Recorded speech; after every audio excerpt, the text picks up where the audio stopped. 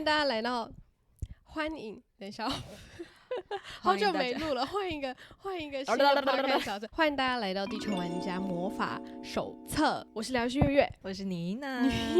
我们今天呢，就是要用全新的意识场来开启今天我们的第一集 podcast。然后我们这一次新的频道呢，第一集就是想要跟大家聊聊什么叫做地球玩家。活动的时候跟大家分享过，你不觉得没有人是麻瓜这个意识场，它其实会吸引来非常非常多觉得我还是麻瓜的人。当我用一个我觉得我还是麻瓜，所以我要在这里慢慢学习，然后慢慢往前，慢慢成长，你会发现大家进入的入口会是我允许自己继续成为麻瓜。这件事情没有不好，可是换到一个新的意识场叫做地球玩家魔法手册，为什么要换到这样子？你觉得这个意识场长起来就是感觉起来是怎么样子？就很像那个换了一个角色认同，你知道？对，就是换了一个那个副本，游戏副本的那种感觉。没错，就有点像是观众是一样的。之前有收到一个私讯说，就是月月，如果我还是麻瓜的话，会适合听这个节目吗？因为感觉好像地球玩家好像是要带我们去一个好远好远好远的地方，那我会不会跟不上？但是没有要被丢弃的意思。对，没有要丢弃的意思，只是我想要让大家锚定自己的定位，换一个飞船。对，你是麻瓜没有关系，但是当我们愿意换到地球玩家的时候，你就会发现到说，地球玩家顾名思义就是你可以从这里继续从无到有，可是你是在不断像破关一样往前往前，所以你是看得到未来的，没错，你是看得到那个路径的。可是没有人是麻瓜，就很像是我曾经是个麻瓜，那我要跳脱我不是麻瓜。可是怎么去界定这两件事情？所以换一个方式，便用打怪的模式来打开这个新的意识场，听的人他们所进入的能量流也会不一样，就很像是换一个角色，换一个脑袋。对，我那时候就举一个例子，就是你看如果我们在谈的东西是这么高维的东西，OK， 可是如果我把我自己定位在这里，你就觉得我跟这个高维的东西好远好远，对，我好像是这样那样，哇，好厉害哦，哇，大家都有好多神奇的生命故事。可是如果你是用地球玩家，你就会发现到说，虽然我是在这里，但是我来这里聆听这集 podcast 的目的就是要一步一步往前越来越靠近它，所以它就变得更动态。而且玩家有一种就是我身临其境在里面，然后所有事情都可以变得比较超脱的那种感觉。没错，所以这一集为什么要邀请妮娜来聊聊什么是地球玩家呢？因为就是妮娜带我进入这个地球的游戏规则里面的，就是不是你妈吗？我妈也是，你妈带你进入地球。对，我妈把我带进地球，但是就像之前在没有人是麻瓜 podcast 其实有讲过，是你带我进入身心灵的这件事情啊。没有，你自己带你自己，我只是其中路上一个 NPC。对，也是。所以呢，这个新的频道主要我们想要做什么事情，就是升级你的意识，意识到地球就只是一场游戏，你是玩家，同时也是 NPC。所以我们就来聊聊玩家跟 NPC 到底是什么。你觉得玩家跟 NPC 的差别是什么？就是切换视角的那种感觉，就是我今天我就是想当一个只会撸猫的 NPC 然后我今天任务就解释了然后今天是玩家的话就很像是那种我接到一个副本支线任务要开始，我今天要来录影，我今天要来把我电脑整理一下，就进入那个角色。不知道有趣你感觉呢？我觉得玩家跟 NPC 的感觉有点像是所谓的玩家，就代表说你看我们平常会玩什么游戏？玩塔罗牌你的玩零百你的游戏对不起，好，金融投资，okay. 好，不然我们就讲一个最简单，就是我们平时会玩什么样的游戏好了。比如说小时候大家都玩过马里欧嘛，对不对？马里奥赛车。那玩家跟 NPC 有点像是说，今天我们在玩马里奥的时候，马里奥它是一个角色，那谁在玩这个角色 ？Me， 对，我们这个玩家在玩这个角色嘛？对，对不对？所以我可以决定用全观的方式去知道说这个角色该去哪里。我所看见的视野是我整个地图展开来我都知道，全息宇宙没错。然后呢，那马里奥这个角色就会被我锚定在这个扩大的地图当中，他要去哪里玩，就是你想去哪里玩，他就对，你想去哪里玩就去哪里玩。所以玩家可以决定马里奥这个角色想去哪就去哪里。怎么去呢？你其实就是只要跳脱这个视野，你就可以说好，那现在马里欧，你现在从法国到英国，你就可以跳来跳去，其实瞬间就可以到了，对不对？没错，高龄的视角就是这样，就是没有时间线的，没错。所以高龄的视角，我们就像是在地球的一个角色，我们就是马里欧本人，而高我就是那一个地球玩家，他就是那个玩家在操控我们这个人要去哪个地方。这样听起来很像是你要随时切换我现在是地球人类，然后又切换成高我状态那种感觉。没错没错，就是地球玩家的这个频道就是要让大家知道说，你除了是角色之外，也不要忘记你也是玩家，不要忘记你是可以切换视角的。那 NPC 又是什么？你看我今天选择马里欧要到这个赛车的场景，那这个场景你以外的全都是被安排好的，对吗？因为这个场景已经被设定好了。这个场景好，沙漠场景，那我们就会有金字塔在旁边，然后金字塔可能就会有一些人在旁边，然后会有一些什么样子的角色会突然出现，然后带给你一些关卡秘籍。以前玩游戏的时候，都会说好，那你现在就是要去这个地方，去魔法商店，然后找这个人，然后买什么样子的东西，跟他谈话，对，获取资讯。对，那等于是说这些东西都已经被这个玩家安排好了，设计这款游戏的人安排好了。这个矩阵，没错，所以是看似是我们自己想要走进这个魔法商店买这个商品，对不对？其实不是，是他实际上高龄的角色一直在引导你说，你去就会获得东西。哦天哪，好像一直在开礼物。没错，我们就可以知道说，如果我们是用玩家的角色去看我们在地球的这一个人类体验，你就会知道说，真的场景已经都选择好，它就是剧本。那剧本里面所有的东西也都是被安排好的，你就是这个剧本的主角，主角以外的东西全都是 NPC。我一直想到灵性梗图，等下你想到什么？就是有一个小孩，他脸被一个鞋子踩，他说这是我以为的我。另外一张图就是那个图在放大，就其实那个被鞋子踩的脸是你自己用手这样子压，穿着鞋子。他说那个修行之后的，就发现自己其实才是这样子吗？就是都是自己自导自演，然后就突然笑开怀，就觉得很好笑。对啊，所以抽离这个角色设定，就是我们在这个地球体验当中最重要的事情。所以我后来我能够总结什么叫做修行，就是修行并不是要让自己在地球的修为要变成跟高龄一样，而是你在地球要意识到原来有更高的你，但是你依然可以用地球这个所谓比较低频、所谓比较二元的态度去玩自己，可是你是有觉知的，所以你还是可以有七情六欲。这个我要爆料一件事。好，你说。这位女士呢，每次玩 Uno 的时候，都请她高我下来玩，然后每次她都赢，每次她都不用洗碗，每次她都不用倒垃圾。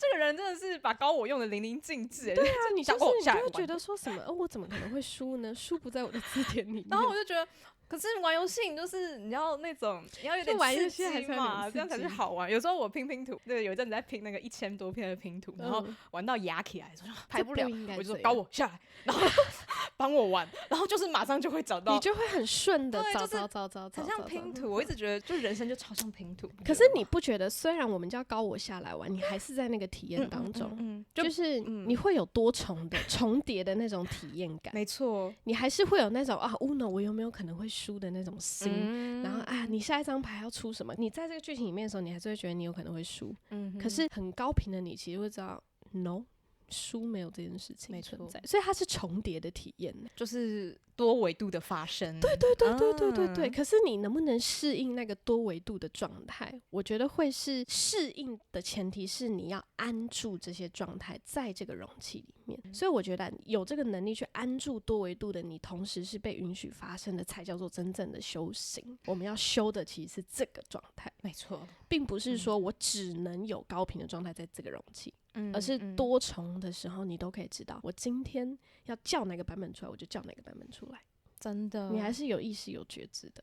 所以地球玩家我觉得很有趣，当我们不再专注于我应该要像佛陀一样的开悟智慧，只能拥有这个状态的时候，而是同时也知道，请你就去体验这一些看似很混沌、看似很荒谬，然后看似很欲望的东西，也请你去体验。这些体验是可以同时发生的。真的。题外话就是，刚开始在做跟身心灵相关的领域的时候，就会容易陷入一种我是修行的人，我要保持一个怎么样的状态，就好像还是会有一种固定的印象。然后这个真的在初期会被自己道德绑架，然后包括对，包括连我妈，她就会说：“你这不是在做身心灵的吗？你在修个屁啊！”然后我就会觉得这是凭什么？为什么不行？真的会被就是信念一直不断的冲击，然后真的就是也像你刚刚讲的，到后面才会慢慢不断的去理解到。对啊，不对，我现在还是人啊，我就还是想要有这些人类情绪的体验啊，为什么要把自己好像放到一个框架或者是一个标签形象，一个那边那个样子，好像必须怎样？就是我还是想要去体验这些刺激感啊，这些情绪的起伏啊。就为什么我会一定要在这边呢？我都常常跟我的学生跟就是我遇过的人讲，我就说，如果你是一个想要体验极度高频的生活，的确有那个版本的频率存在。那我们可以说，那可能是在小精灵、小天使的一个频率里面。可是过去的你一定当过小精灵、小天使。所以如果你只想要体验那种状态的话，那你回去当天使就好了，你不需要选择来当人类。所以其实你会发现没有所谓高频跟低频，只有游戏场景的切换而已。所以你今天已经决定你要切换到地球的这个游戏场景，那我们就要知道地球的游戏规则是什么，它的基本设定，对，参数是怎么样？没错，那地球最基本的设定是什么？我们是在一个二元对立的，我们是在一个有低频有高频。目前它会变。那当你能够明白原来这个游戏规则是这样，那我可以如何在这个游戏规则里面玩得很开心，创造自己的规则。对，没错，在一个框架里面去享受这些框架里面的东西，然后再去开创，看见这个框架原来还有另外一个框架，这个过程才是要去体验的，真的，那个才是一件很好玩的事情。我觉得那种东西很像是为什么我们人会想要出国。没错，因为你所处的国家，它从出生，可能出生你还在熟悉这个语言，熟悉这个环境，熟悉这一个人的习性跟文化，可是总有一天这个地方会从你的恐惧圈变成舒适圈。那你熟悉完之后，你就会发现，天哪，我已经在这个游戏规则里面没有突破感了，没有一种我好像已经看见自己在这里的边界跟能力了，已经看到那个。对，你已经摸到那个墙了，你知道吗？所以出国其实就是换一个游戏场景，没错。然后去体验原来有别的国家的语言，原来有别的国家的生活形态，原来有别的国家的文化背景。可是不代表台湾的文化背景就是错的，没错，只是不一样的场景。所以就跟我们在体验不同的维度一样，没有任何维度是低的，只是当这个维度成为你的舒适圈的时候，你就可以突破到下一个维度里面去。真的，而且很像是就是每一个区域的那种它的集体能量意识。比如说台湾对很喜欢玩，比如说金钱啊、房地产啊，你知道，就好像结婚生小孩、买车买房什么这一类的游戏。对，存款100万，对，存款，然后投资这一类的。然后你换一个国家，比如说欧洲好了，根本就没有人在买房，就是去买房的都是中国人，都是亚洲人，或者他们就觉得我租一个房子，然后把生活过好，然后这个生活的体验才是真的。你那个房子你走了也待不了，好像就是每个区域玩的游戏不一样，要怎么把这个经验、这一个体验，然后这些看见带回到原本的游戏来玩，然后就可以有突破性的。没错，所以就是如我们刚刚讲到的，我们在一个框架里面看见原来有别的框架，没错，然后再去把这个外面的东西带回来这里，它就是全新的游戏规则。所以要如何在台湾这个地方活出新的游戏规则，你就是不断的扩大你的意识跟认知跟边界，你就能够在这个游戏规则里面享受它。比如说好，我可能不喜欢台湾的游戏规则，其一就是我们房子都好小对不对？没错，我觉得气场就会被压缩的感觉。但是好，那我要怎么样把这一个游戏规则带回台湾呢？所以我那个时候做的一件事情就是我去山上住啊。这个好，对啊，所以我去年决定想要搬到大房子的时候，我就连接到台中的大坑。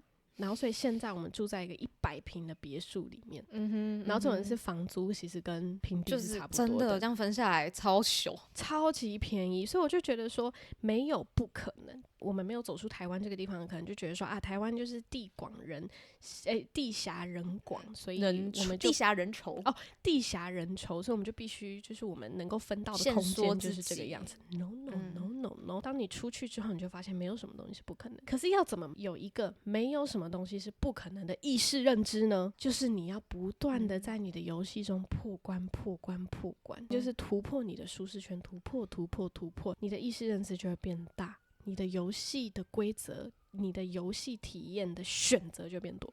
你讲到这个，我一直都就讲出我一直以来的一个心念，就是很多时候不是做不做得到，是你根本就没有看到那种可能性。对呀，真的，就像比如说，可能以前都觉得出国要花很多的钱，对，什么去留学很麻烦，很危险，或者是语言不通。可是当你看到有人完全不会英文，然后他出国，他还是可以活得很快乐的时候，就会觉得哇，好像那些限制一直被瓦解。没错，然后这真的是没有做不做得到，只有你看不看得到，或是想不想得到。所以我每次在遇到瓶颈或者是不知道该怎么办的时候，就是心里都会默默的先请老天爷或者请宇宙，请他帮助我看见可能性，先让我看见，那我就会有想法。一旦有了一个就是破口，对，你就会有无限的那个光就会一直透进来，你就会开始看到很多可能性。所以真的就像你说的，而且我觉得那个可能性并不是说好我今天一定要走出去才看得见。你知道我有一个很奇妙的兴趣是对啊，我超喜欢看经济学类的影片。是哦，对，为什么是经济学？我觉得一个国家它的经济会形成，它背后有非常庞大、很缜密的规划。我觉得经济体系是最厉害的游戏网络。你要怎么让一个国家从无到有的一个过程？要怎么让一个国家从什么都没有到我定位它就是一个国际化的国家，我定位它就是一个港口贸易的国家，我定位它就是一个可以在这里减很多税务的国家？就是这整个过程是很缜密的经济计划。没错。所以当我看见一个国家可以有这样子的经济体系的时候，然后你再去想背后的那一些很厉害的庞大的游戏规则跟安排，我就觉得说天哪，没有什么东西是不可能的。就好像就是不同区域的人制定他自己不同的游戏规则，然后你就去看哪一个比较适合我。对。前阵子有看到一个影片，他就说，就像你说经济，就是很多事情都其实是被一些可能少数人设定好，特别是中产阶级，就是你赚的越多，你同时要付出的那个隐形成本也会越高。就好像他就是设计好这个游戏给你玩，你怎么玩你就逃不出这个矩阵，就是你就是只能在他这个框框里面一直不断的就是为他付钱，然后你自己好像就是一个温饱那种感觉，就觉得哦天哪，这个是什么骗局？所以你就会发现说，我要怎么突破这个框框？你就可以用上帝视角去看这一群人是怎么演这场戏的，然后再去想，所以突破口是什么？就举个例子来讲好了，我其实还是很赞叹新加坡建国这件事情。对。我刚才其实想到新加坡，对，因为新加坡其实才建国刚60年而已才60，才60年，等于是说他在60年前，你根本就你还没来吧？我妈刚出生，就是跟我妈出生的前几年 okay. 这样子，新加坡才刚建呢。新加坡真的，而且新加坡以前就是贫民窟，它就是完全没有任何的资源，然后里面的犯罪非常的严重，然后没有任何的社会秩序。他们是怎么一步步在60年内变成现在这个样子？就超级超前的规划部署，真的，我现在想起来都起鸡皮疙瘩，因为那些规划部署，它不单单只是一个单一的好我要建国，而是你知道他们的国父建国的时候，他们保持一个很重要的核心，就是以人为本。他觉得今天一个国家要有一个良善的循环，一定是他们的本国人要温饱，所以他们是提供他们最基础的住宿的。他们本国的人住在新加坡，其实不需要花很多很多的钱，而且他们就是有政府的计划，所以就是他们会帮你盖好房子，然后再透过一些不一样的制定的游戏规则，然后去让你可以在基本温饱上面，食衣住行娱乐这件事情是不需要担心的，因为他们知道唯有这一些基础的东西，就像海底轮一样，你海底轮固稳了，上面海底轮以上的创造力、行动力、开阔和学直觉才会一路畅通。没错，所以我就发现新加坡它为什么可以有这样子快速成长，其实是因为他们先把他们的海底轮顾好，哇，超级厉害。然后我就觉得说，真的耶，你今天唯有把你最基础的东西去好好的照顾，跟把基础的东西好好的安定了，你才有办法真正活出这个游戏规则，顺流这个游戏规则。没错。所以要怎么安定自己，然后这个游戏规则是什么，就会在未来的 podcast 一步一步的去跟大家分享。我们的破关秘籍是什么，跟大家分享就是可能地球的设计是怎么样子，然后我们身为人类的定位又是什么。而且我觉得还有一个蛮重要，就是现在就像我们这种讨论很多灵性的知识啊，很多的超能力好了，灵视力或是各种通灵能力，都被开启了这个时期，特别是可能越来越新的时代，那怎么把下3轮也顾好？我觉得这是才是最最重要的。所以你知道吗？后来我们就学院最近大转型嘛，那我就制定一个超级完整的地球玩家的破关规则。真假的？我要听。好，来，我来跟你讲了。第一关，当然我们今天要先意识到人类为什么要来地球，对吗？来体验，因为其实有很多人是没有意识到为什么我活着。活着的意义是什么？哦，真的，对，当你还没有找到活着的意义的时候，你还是会执着的继续玩这个角色，你就会把马里欧这个角色觉得，对，我就是马里欧，你会忘记没有，你其实是玩家，你的剧本已经安排好，你就是一定会救到公主，可是当我们太执着于说没有，我就只是个马里欧的时候，你就会觉得我要怎么救公主？救公主要怎么做？好，我现在来停下来想想怎么办？好累，压力好大，为什么要？如果你很执着的话，你就真的会忘记自己是个玩家。没错，但实际上玩家都知道救公主有100种破解方法，甚至是你上个 YouTube 查你都可以找到，你都可以找到就是破解救公主的100种做法，对吧？所以呢，第一件事情你要先意识到我为什么要选择地球来当做此事的游戏体验。那要怎么意识到呢？聆听这个 podcast 大家都要听 podcast， 这就是第一步。真的，当你意识到这件事情的时候呢，你才会知道说探索。我开始探索生命的意义，我开始探索我是谁，我开始探索他是谁，我开始去探索这个国家是谁，这个宇宙是谁，探索到下一个阶段叫做参与。怎么参与？把这些东西真正的参与到我的生命之中好了。我去参加一些工作坊，我去做一些疗愈，我来试着找找看答案，我来试着更精准的知道，那至于我又是谁呢？OK， 因为 Podcast 听到的是一个集体意识。没错，但我要怎么要从集体意识跳脱成个人意识，你就要去参与你自己的生命。那透由可能不管是了解自己的天赋使命也好，或者是参加一些我们的各种身心灵的活动，其实你都是慢慢的在一步一步知道说你现在拼拼图，对，没错，你在慢慢把自己的碎片捡回来，原来这也是我，原来那也是我，原来没有所谓的 E 人跟 I 人，你的体内有 E 也有 I， 没错，没有所谓的 P 跟 J， 你的体内有 P 也有 J， 只是你想不想用这么多，对，只是你要不要用，所以你就会发现到说我是一个没有框架的人，我今天想要 P 就 P， 我今天想 J 就 J，就变成你很有选择权，而你不单单只能往某一个方向去前进而已。那当我们意识到参与了自己的生命之中呢，下一个阶段就是学习怎么把不舒服的事情把它变成好玩的方式做。没错，要怎么学习？你知道吗？学习有分3大阶段，我把它设计的非常好。说来听听。来，第一阶段，你要先学习怎么做人。你知道很多人在探索参与自己的时候，下一个阶段就是我要怎么接天。对对对。但你会忘记，没有，你下一个阶段其实是更要学习怎么做一个人类。我真的要拍手叫好。真的，就是你都不知道你这个肉身需要什么了，你都不知道你的海底轮，你的最基础的东西需要什么了。你想要接天跟接地，你都很不稳。天啊，做人这个是一生的学问欸。真的，所以脉轮课它存在的目的就是，你知道脉轮它其实在谈论的东西还是很三维的，就是还是很物质界的东西。你就是要吃东西，没错，你的身体就是需要养分，不同的脉轮有它相对不一样需要的养分，没错。所以你搞清楚你的人是被哪7大能量中心给驱动的。对啊，你给我搞清楚，你搞清楚。突然一个很凶，就是当我们能够明白清楚的时候，原来我一直有金钱匮乏，是因为我跟我家人关系不好。可是很多人不知道这件事情真的，很多人就说为什么不有钱？我没有有钱，我没有钱就是因为我没有生在一个有钱人家庭。大家知道吗？其实很多人没有钱是因为家庭议题没处理好。没错，你没有用爱来滋养自己的时候，丰盛的本质，钱的本质是爱。所以你连爱都不知道那是什么的时候，不好意思，你就很像是丰盛的洞口是破掉的。钱进来它就会流出去，钱进来就会流出去。而且父母真的是我们人间的活佛，我一直都对啊，超级相信这件事。所以如果我们跟父母关系可以处理好，那恭喜你，就是一个可以跳脱角色跟 NPC 的人。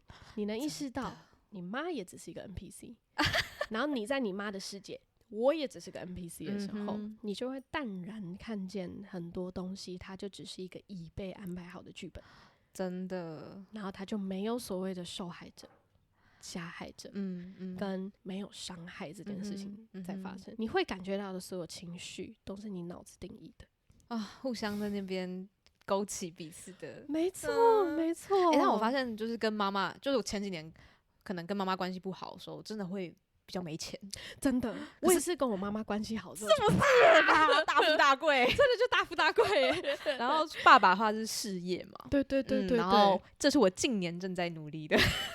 那我好期待我们的那个魔法事业会变成什么样子。所以你看哦，人最基础的东西，我们还不知道怎么使用，不知道怎么学习的话，你看哦，所谓的丰盛都跟你的振动频率不吻合的话，我们想要着急的去学习很多灵性工具，想要着急的去应用很多灵性工具，你会发现怎么用都怪怪的。所以呢，第一个阶段一定是先学习怎么做人。没错。好，你学会做人，我们的议题都慢慢的平衡很多了，然后我们的所有意识层次都变得平衡。平衡指的是什么？不是说啊没事，妈妈你打我吧，你骂我吧，我都没有关系，不是的，而是你能够意识到这些打跟骂至于你而言的意义是什么。可是你会不会有伤痛？有。可是当你在看见伤痛的时候，你也是平衡的去看见伤痛，而不是我好痛。从受害者的角度切换出来，那个平衡其实是需要去拿捏跟练习的哦，练习超多练习，真的就你不会因为你看我们两个家庭修复都修复的来到一个阶段，但不代表我不会对我妈生气哦，对啊，这两件事情，这真的是两件事情，真的。只是你在生气的时候，你知不知道你在生气？带着觉知的生气， yes, 没有错，因为生气就是我身为人类的本质，没错。所以怎么把人活好，其实就是允许接受自己的黑暗面，跟迎接自己的光明面。而且我发现，真的当接受自己的那些可能觉得不够好的地方，就是在多维度的整合。真的，就是你就在整合你的过去、现在、未来，还有你的脉轮。没错，没错，没错。然后就是要用心轮的地方来整合，要用爱来整合。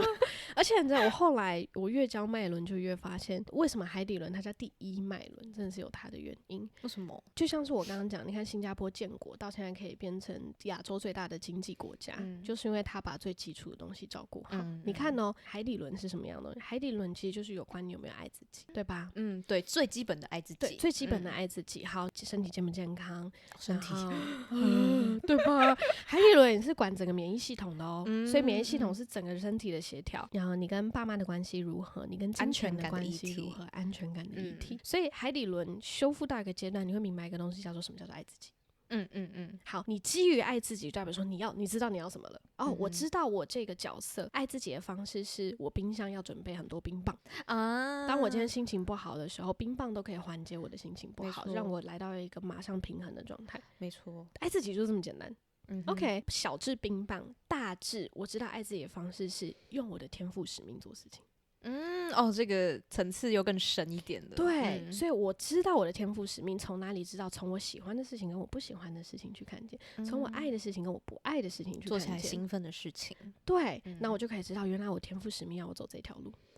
所以海底轮其实就是在管这些很基础的事情，超重要的。它叫第一脉轮。你管完了之后，第二脉轮才会开始帮第一脉轮做事。我知道我的天赋使命是什么了。第二脉轮叫脐轮，它是创造的能量，创造力，所以我会创造所有能够滋养我一切的事情。可是创造它还是流动于情绪上的状态，比如说我想要做这件事情，它是一个创造嘛。第三脉轮它就掌管行动，我把我想的事情做出来啊，对，所以它就开始启动第三脉轮了，想然后做。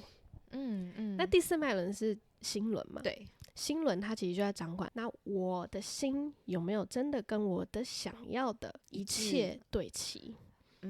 那我是否在做这件事情的时候是敞开的呢？因为第四脉轮下一个喉轮上三轮，它就是开始要接天咯。接天代表一件事情叫做我要开始为这个世界服务了，我要开始跟这个世界产生连接了。因为下三轮都还是在照顾自己。哦，真的，对，下三轮都还是照顾自己的东西，我爱自己的东西，我如何创造我的东西，我如何行动我的东西。来到心轮的时候，你就会发现哦，那我要开始为这个世界敞开了，我要走出自己的舒适圈了。哇，那现在真的很多人都就是知道为世界服务的。对啊，好像几乎几乎认识的所有人，还是我们同温层。我觉得是我们同温层，我们同温层都想为这个世界服务。对啊，好神奇哦。所以来到喉轮，喉轮是什么？人类唯一能够传递的振动频率。不能说唯一，但就是人类的角色设定，声音是我们的交流频率。所以我要透过表达出去给你。我要如何把我所拥有内在的智慧，透过声音的方式表达出去？它是一个很重要的智慧整合入口。没错。那当然，你看为什么我们不是用意识沟通？其实搞不好可以，未来可以，所以我才会说，就是你知道，这个是七脉轮这是一个对，就像你说，喉轮是一个最基础的。我是蛮相信，就是比如说写的啊，或是对，或是OK 天线连线也可以沟通，但是基本的这个喉轮沟通是最基本的，而且喉轮它其实是智慧的泉源，因为你能不能心口一致。很重要，好可怕哦！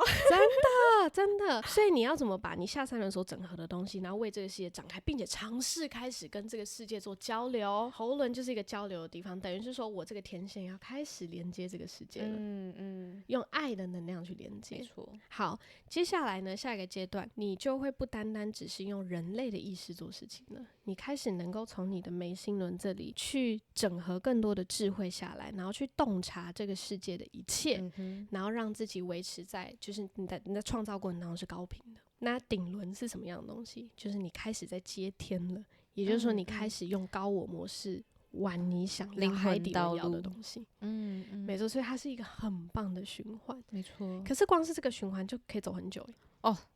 久到不行，对不起，不能爆粗口，久到不行。对啊，所以当人也可以快到不行，也可以快到不行。像我就你那个。我觉得这火箭是那个航空母舰在往前。没错。所以把这个人做好太重要了。可是基本上你把人做好，你接天接地是瞬间开启的事情，真的。可是你要硬开天硬开地的话，你就会发现你最终回到的功课还是要回到你自己身上，真的，该补的功课还是要补完。能量上面从来不会出错，真的不会出错。所以如果我们可以好从探索到参与再到学习，先学习做人，下一个阶段就是开始学习接天跟接地了。对吗？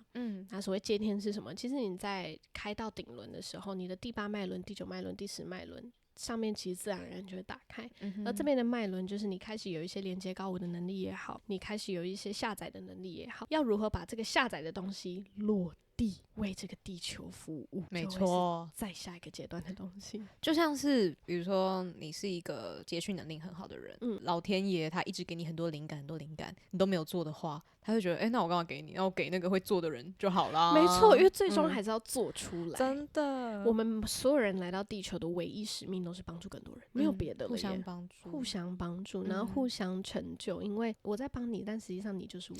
真的，而且也要有个人给你帮自己。对，所以我们就会在那个可能我帮助你获得的成就感当中，看见自己可能性，然后去创造更多东西。其实我每次都觉得很多客人来，不是我在帮他，是他也在帮我，互相的，真的，我都觉得好感动。就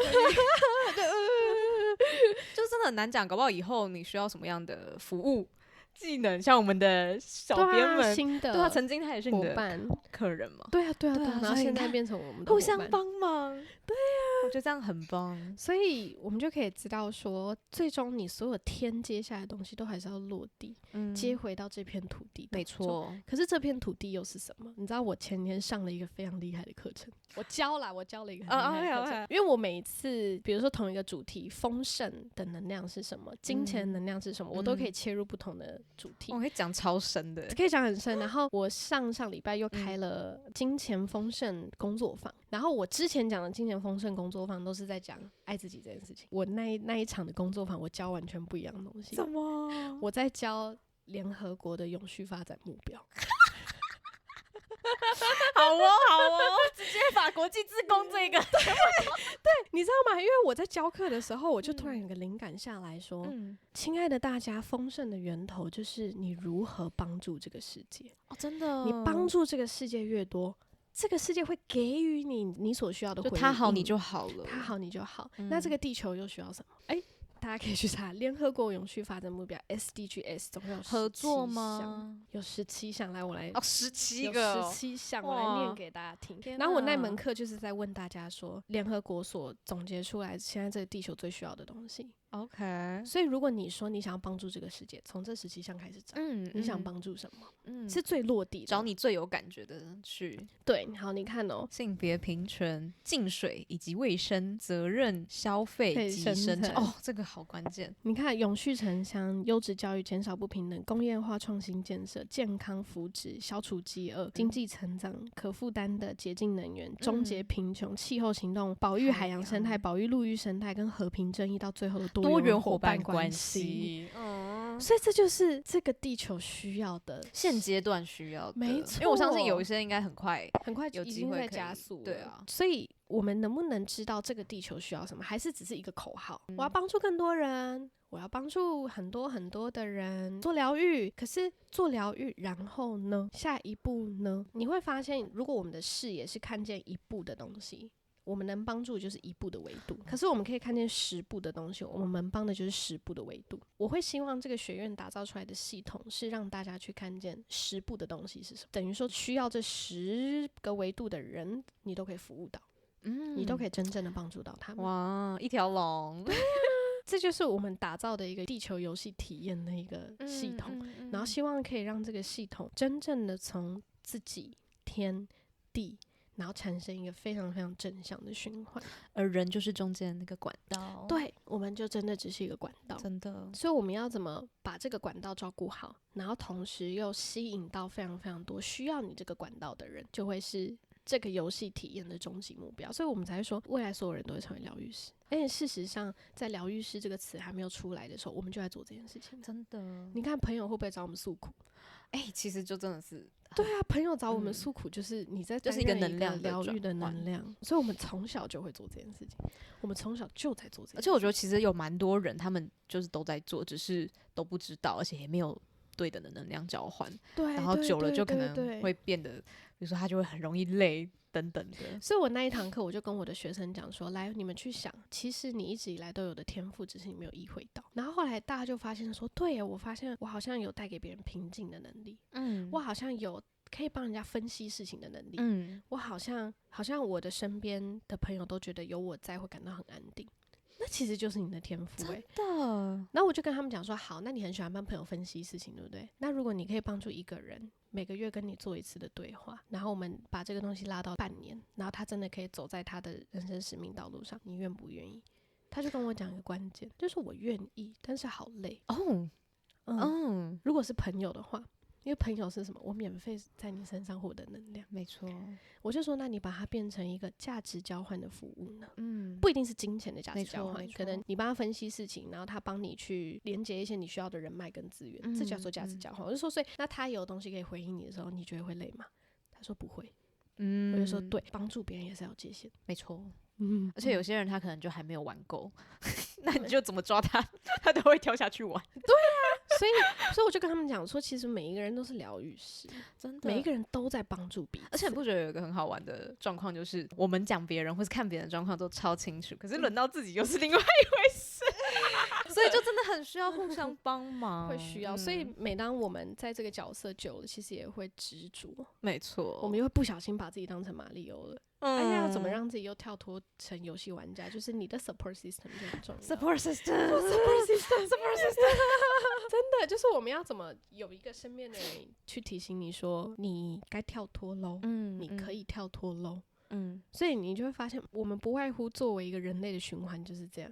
在这个游戏觉得好好玩，玩到变舒适圈执着之后，有一个人去敲醒你说该换游戏了。真的，就像是为什么没有人是麻瓜会停更，就是有人敲醒你说该换游戏场景了。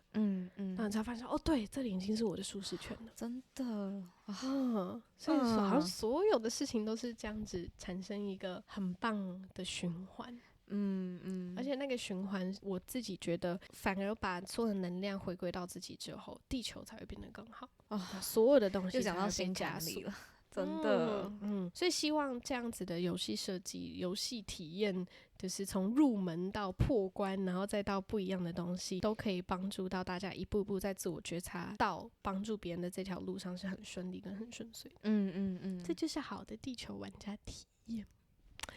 所以魔法手册是什么呢？魔法手册未来就会教大家非常非常多有关任何所有魔法类的东西，可是那个魔法并不是说很 fancy 的那种，而是你知道最厉害的魔法是这里，没错，你一个念头到，你一个念头到了，啪，所有事情都可以发生。我最近就有深深的体会到，不要乱讲话。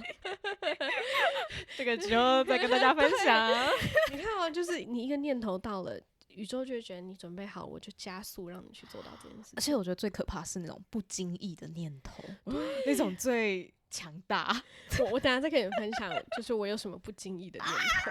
然后我那时候跟他们分享的时候，他们就说：“那我也要不经意的觉得我是亿万富翁，我要不经意的觉得我会吸引到非常爱我的老公。”就是要有这些不经意的念头，所以才说在厕所显化是最强的。洗澡的时候之类的，对，洗澡显化力最放松、最毫无防备的时候。对，冲刷一切不舒服的时候，你显化力就是最强的。所以我们就会让他越来越就是收集这些魔法体验包。你想要体验哪一种体验包呢？你都可以在这个新的节目跟频道获得很多新的东西跟探索，然后也会慢慢的在将不同我们的生命经验跟大家分享。所以呢，也谢谢妮娜今天来当我第1集的嘉宾，因为新的频道有你的参与，对我来说是一个好彩头哦，就是一个好彩头。所以之后我们会加持一下，没错，然后之后互相加持，之后也会有不一样子的来宾，然后来聊聊不一样的东西，然后也会有新的企划，我们就期待就是这些事情也有你们的参与。没错，我们要抽牌吗？